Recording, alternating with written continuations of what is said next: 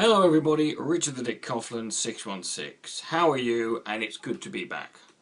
Let's move on. Now, in the many years of me doing political debates and discussion here on the internet and stuff, one thing I've got mainly into is discussing elements of what I would classify as the extreme or the far right. I've been involved in discussions with these people for so long now that I feel I've come up with the perfect formula that anyone who wants to start their own far-right political movement needs to know in order to get going and maintain a success rate. So, without further ado, I present you my 12-step plan in order to become a moderate to reasonably successful far-right political activist. Let's go. Number 1. Your name has to be reduced down to an acronym that is at least or no more than 3 letters. The BNP, the EDL, the BFP, the KKK, the PVV, the RVF. This is mainly because most of your supporters and members will not be intelligent enough to be able to handle any words that have more than 1 syllable in them, so just give them 3 letters and no more than that and they should be okay. Although some of them will still fuck it up. Number 2. If possible, please try and get the word freedom into your party's name. Now, this is not because your party has any interest at all in the concept of freedom itself. It's ultimately just due to the fact that people are so fucking stupid that they will see the word freedom and think, oh, there must be freedom. It's basically the version of a political comb-over. It covers up the cracks and tells really simple-minded, gullible people that you guys are not what you actually are.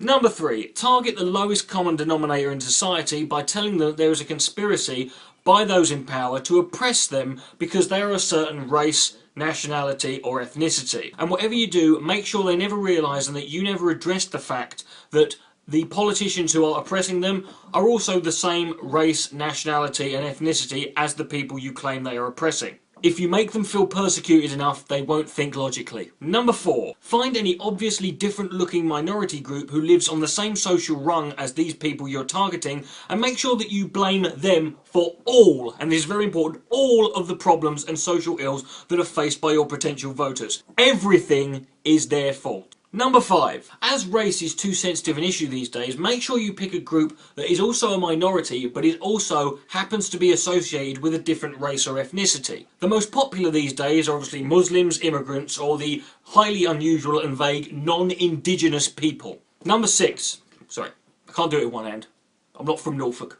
When promoting your message, make sure you use words that are good, but ultimately can be open to interpretation by the individual because they're so vague. These are things like culture, heritage, and identity. Number 7.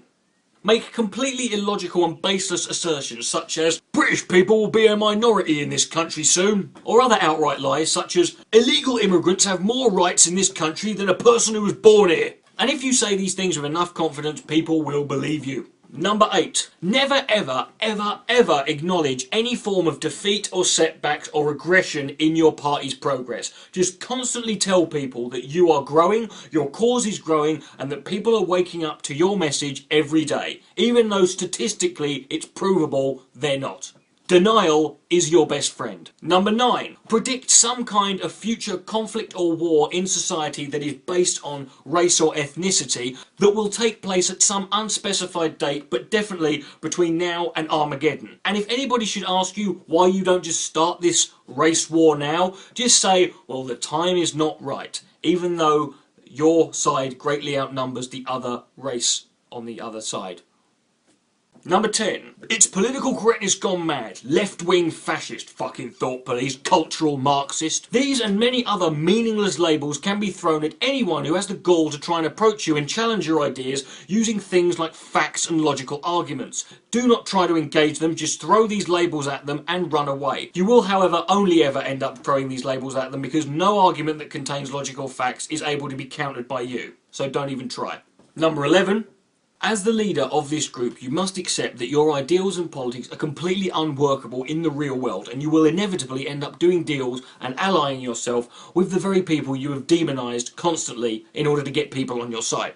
Whenever this occurs, several disgruntled members will break off in an effort to form their own spin-off group based on the original principles that your party was originally set up in. And to those disgruntled members and the new group that is formed, this final step is just for you. Number 12.